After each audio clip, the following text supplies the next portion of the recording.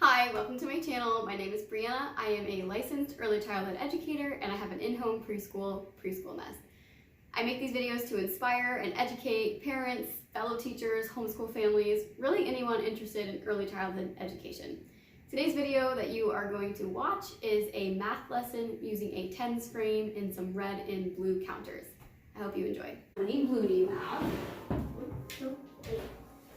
Let's write it down.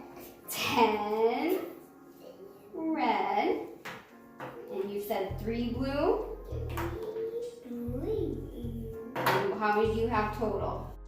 We had so much fun with this small group math lesson. We were both giggling, and I feel like she was really getting the concept.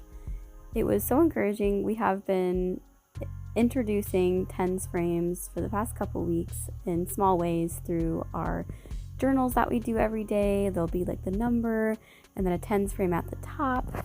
So if it's number 8, then the kids will trace number 8, practice writing it, and then they fill in the tens frame at the top with 8 squares. And it seemed to be a rather puzzling concept to them, and so I've been trying slowly to introduce more ways outside of our journal time that we can talk about tens frames. So you'll see that we did an activity with Play-Doh where we made apples and put them on a tens frame, and then during small group math lessons we have been using counters and our tens frame.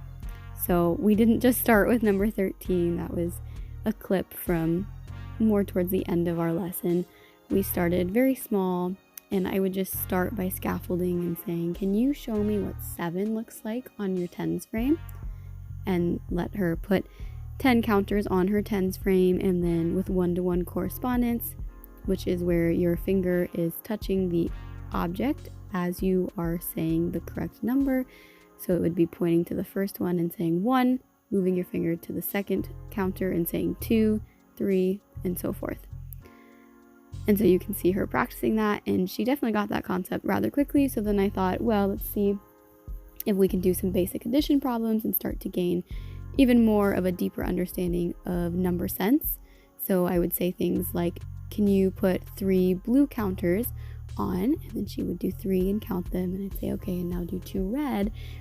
And so then we would talk about, well, you had 3 blue and 2 red, but how many total are on your tens frame? And that seemed to be a little bit of a confusing idea, and so I figured she needed another visual.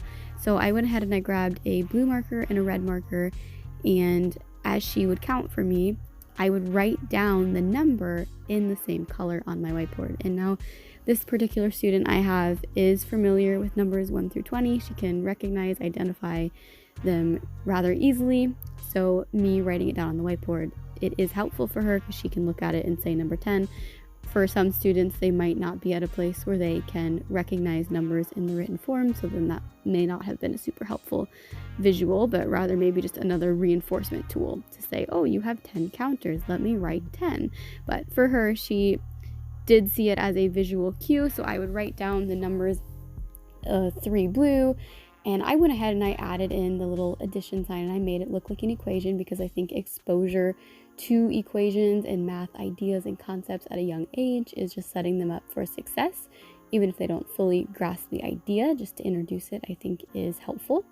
And then she would count that she had 2 red counters, and I would write it with my red marker, the number 2, write my equal sign, and then I'd say, how many did you have total? And she would say 5, and I would just write that and the equation marks in a black marker to keep it separate. And then we would go through together and we would say 3 blue, and she would touch her blue, and 2 red, and she would touch the red and say equaled 5. And I tried to point out that if your tens frame is halfway full, you have 5. And if your tens frame is full, you have 10. And I think that concept will continue to come in time the more that we do lessons like this and keep introducing tens frames. It's such a important skill and fun way, I think, to introduce number sense. So you can see from the clip that I started with that we did end up getting up to higher numbers. You saw us work on number 13.